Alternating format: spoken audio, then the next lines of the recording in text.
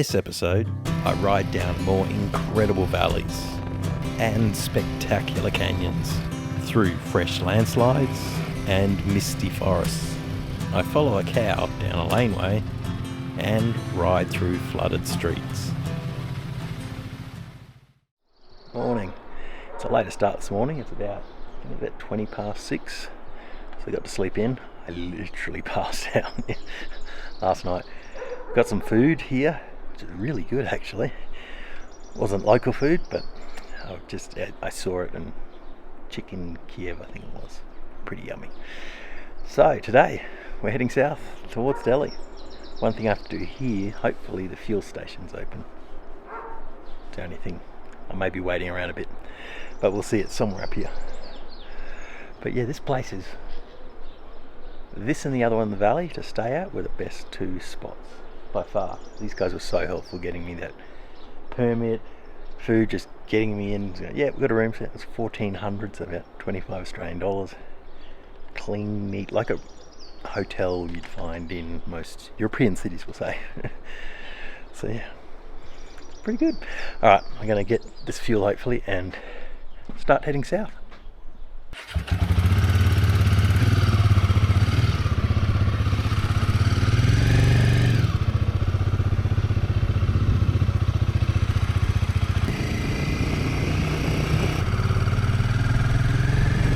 Well, the fuel station wasn't open just yet, but I still had half a tank. And as soon as I make it out of the valley, I'm sure there'll be plenty of places to fill up.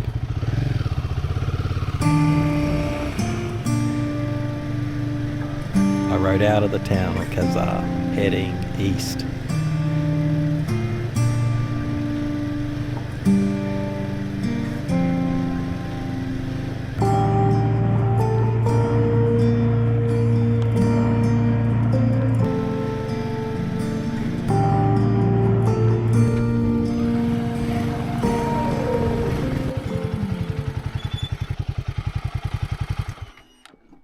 Just pulled over as I've miscalculated the temperature. It's still quite cold.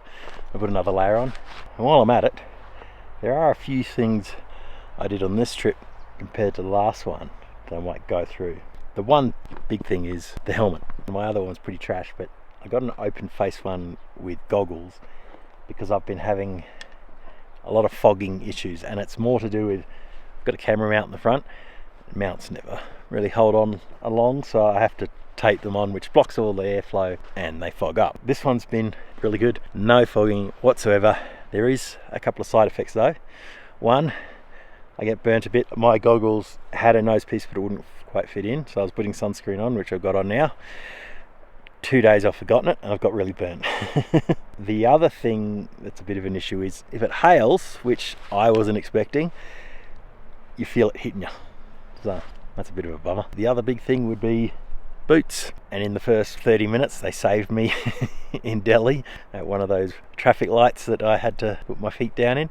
Also on one of the sections I had a rock probably bigger than that hit me right in the shin, and these things have got shin guards. Again, I'd say that was worth it because I would have been bleeding. So those two upgrades were really good.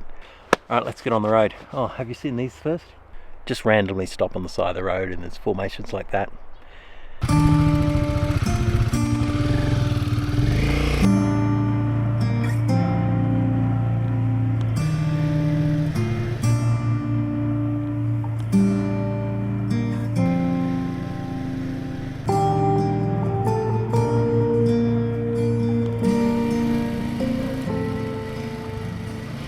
It's interesting to see how much bridge design has changed, from rock piers and cables anchored into the rock to the new version where it's steel trellis bridges. I wonder how much different the dirt tracks were back when these stone bridges were being built. I wasn't sure where that track went, but I had to get to Deli, so I'll have to leave that one for another time. The rock walls ahead almost look like the walls of a cathedral. Those pieces of rock above don't look like they're going to last too much longer.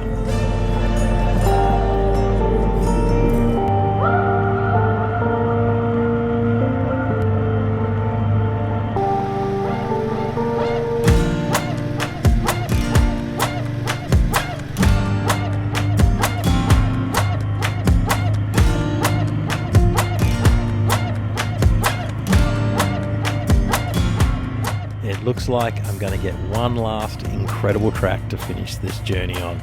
I mean, what else could you want?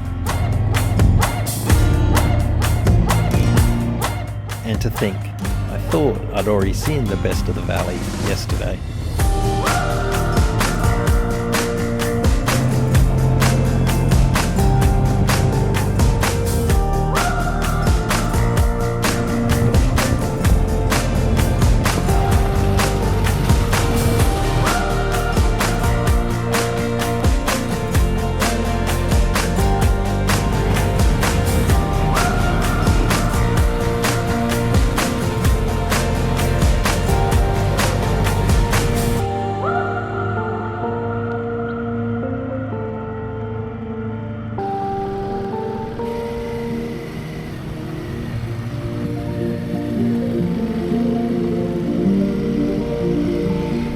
How cool is it to get to ride through these rock formations? I wonder how much longer they'll be standing for.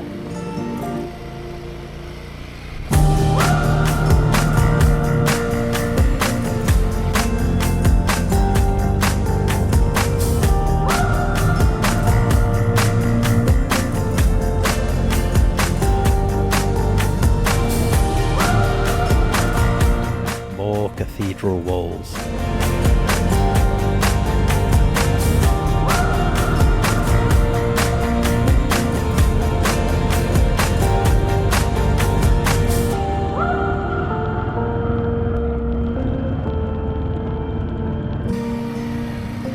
Well, it looks like I'm going to have to pass on the drop-off side. If I'm being honest, not my favourite side to pass on.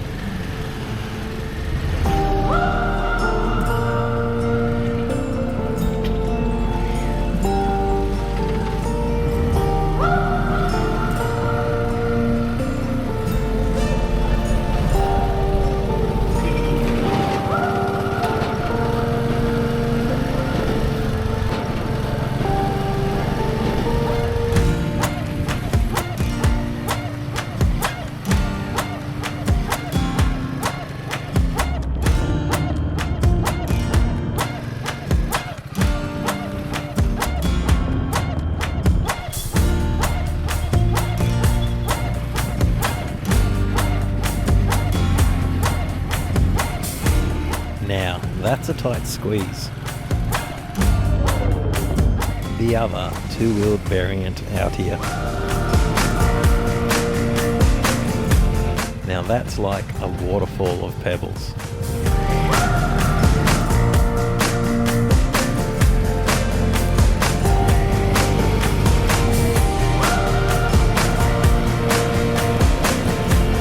That's a narrow canyon.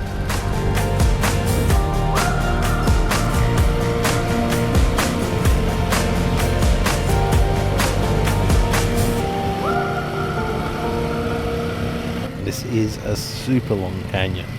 Another one of those places you wouldn't know about unless you rode through here.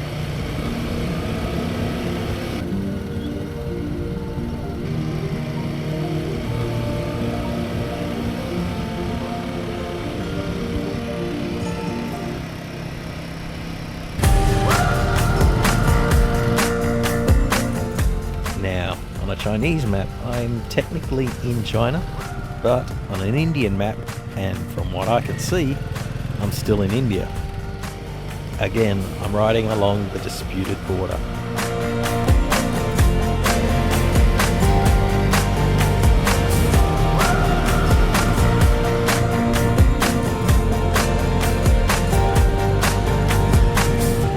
I had made it to the checkpoint where I needed the permit that I got last night.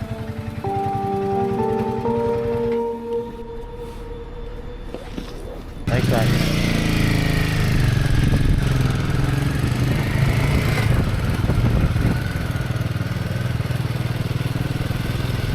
I rode over the Spiti River, which is joined by another.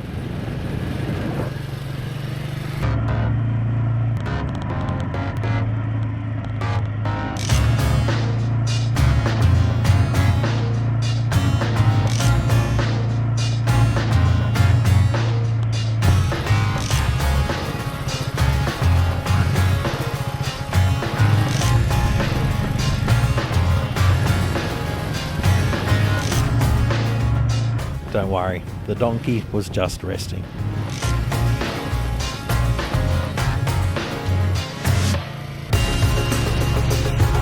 I started climbing out of the valley, which had a lot of switchbacks.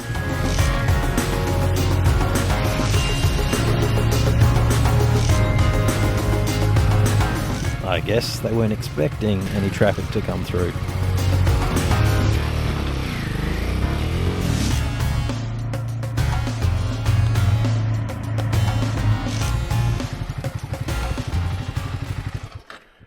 How's this mountain range? It is stunning. Well, all the adjectives.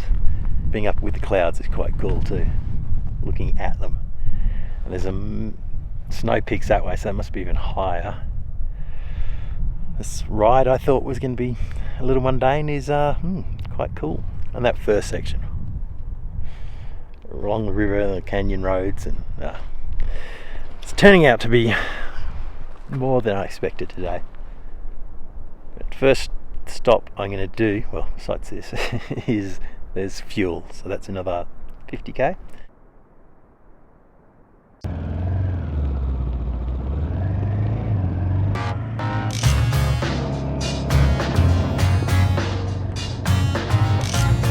This is the first place I've seen a safety guy with a flag to tell you when it's safe to go. Normally it's been a case of work it out for yourself.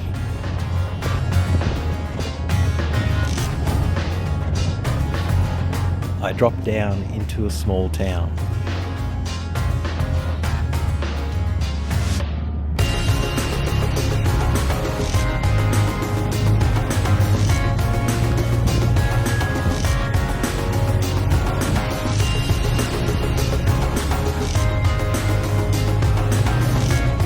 It looked like there had been a massive landslide of sorts, where the gully had had so much water run down it, it had brought down tons of rocks with it.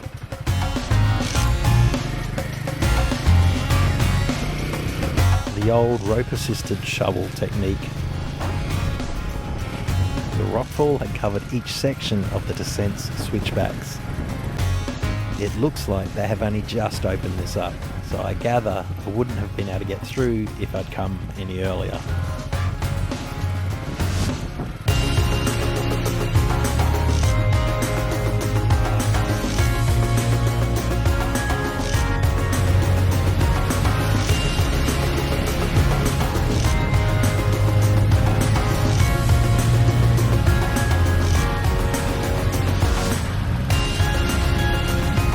So many overhangs.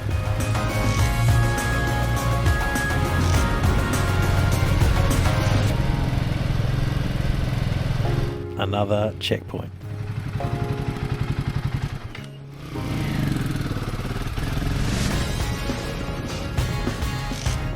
Now there's prime real estate overlooking the river.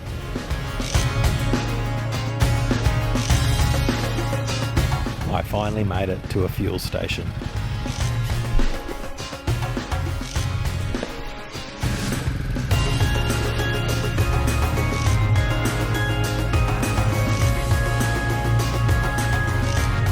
I had a quick stop to get something cool to drink.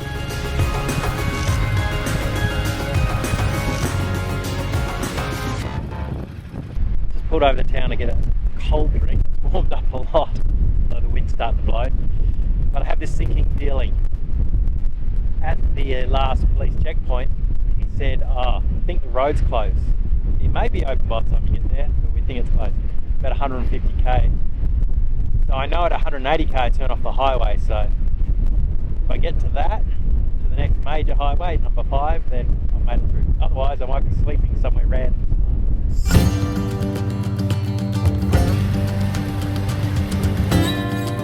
These overhangs seem to be hanging out even further.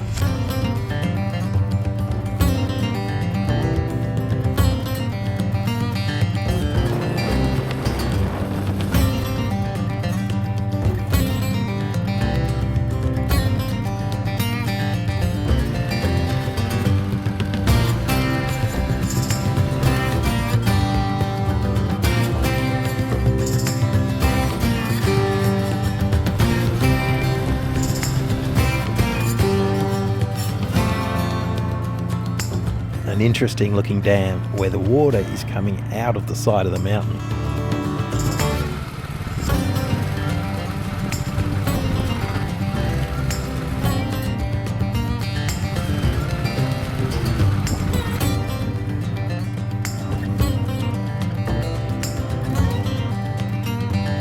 As I crossed the river, everything started to get a lot greener.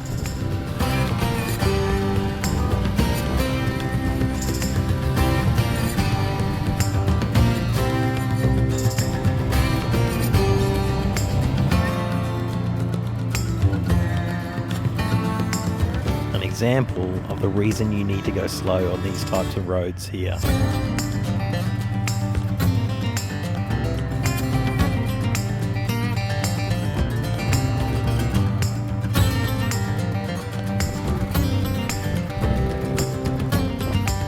I came upon slow-moving traffic, which got slower and slower.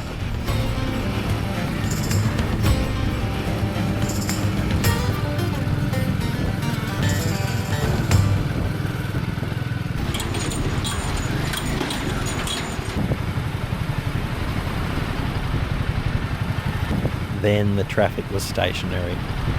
This must be the section the guy at the checkpoint was talking about, where he thought the road was still blocked.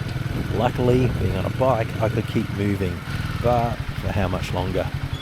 The lineup of vehicles went on for kilometres. People were out of their cars, so obviously had been here for a while.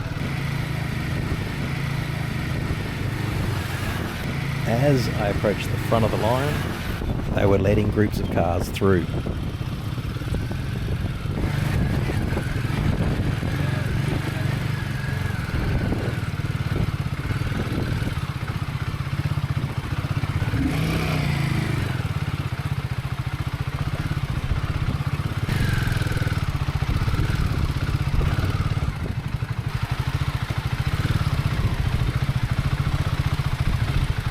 As the car in front was going so slow, I decided to give it some room and check out how high up I was. Yep, pretty high. Not wanting to hang around where it was obviously unstable, I carried on. Finally, I made it through the damaged section.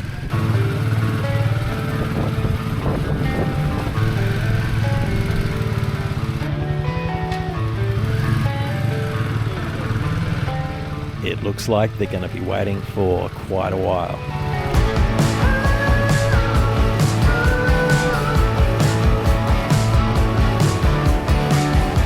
Now that's a great way to fill up your water truck.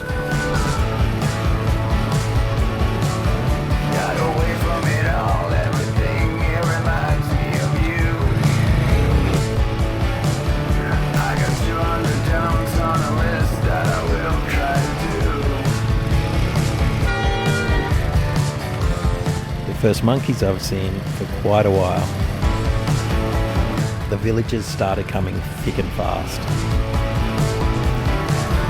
So I got you the first on the list with a pain in my heart. No matter what I'll do, I try not to fall apart. I can see you anywhere else.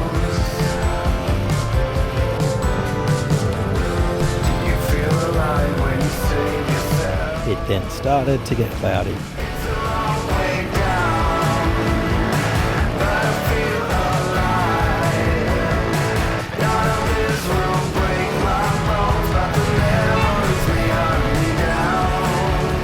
Now that place has an epic view.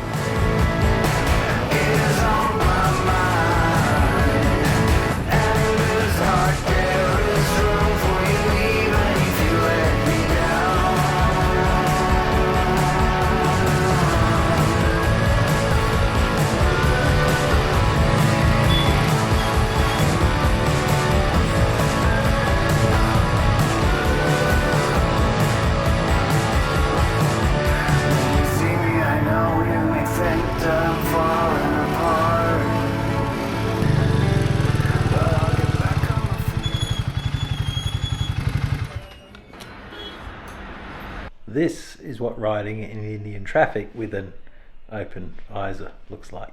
A bit dirty. Oh, where to begin? Where to begin? The last bit, you know how when you don't need something, you see them everywhere? I saw all these hotel signs all afternoon. And then I thought, oh, time to get a hotel. Couldn't find one, could I?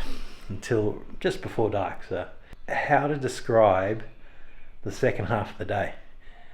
I think I must have gone past at least 100,000 people, 100, 200 villages. Just so much. It was like focus 24, like just everything was just about don't die, don't die, don't die. So I did it. So, and you might tell we're lower down, so sweating again. Oh, I'll deal with the rest of it tomorrow. I'll have a shower and try and find something to eat, or I may go hungry by the looks of where I am. I'm close to the end. I rode out for the last time.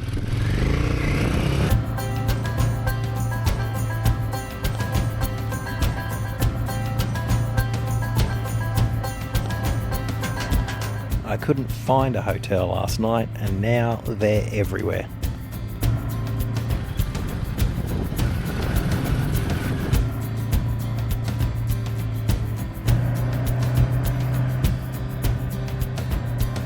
I rode the long stretch of mainly straight highways down towards Deli.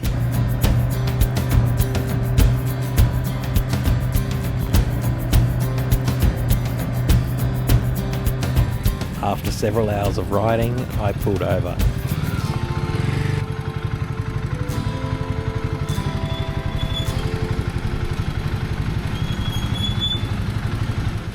Just pulled over for a drink as I was about to melt. The humidity has gone through the roof. So there's about 100, 150 k's to go to Deli. So we're nearly there. I'll get back to this and try and keep cool enough to stay upright.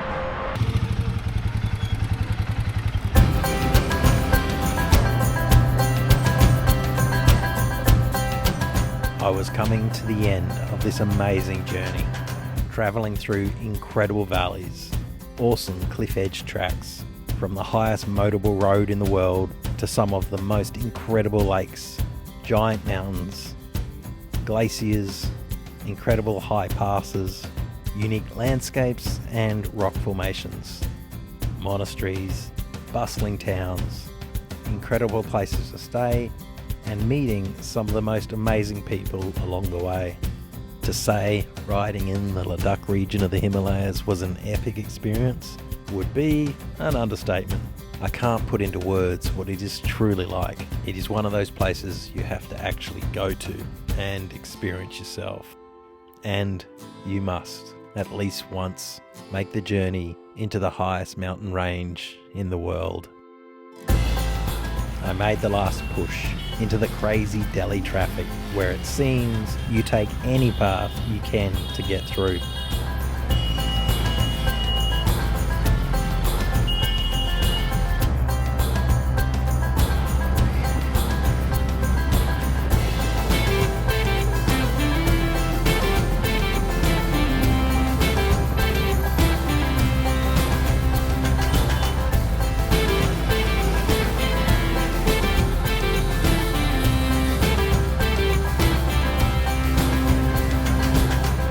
I was following Google Maps and it led me down this laneway.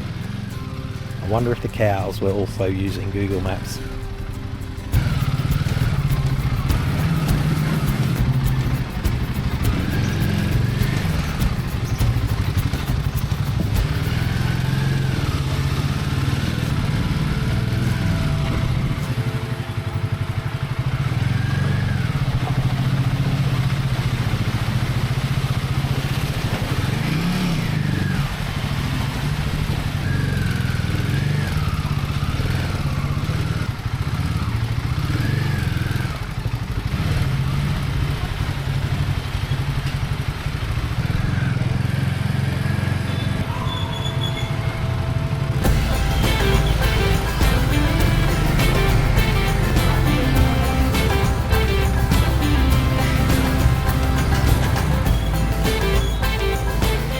made it back to the Royal Enfield store and to the end of this journey.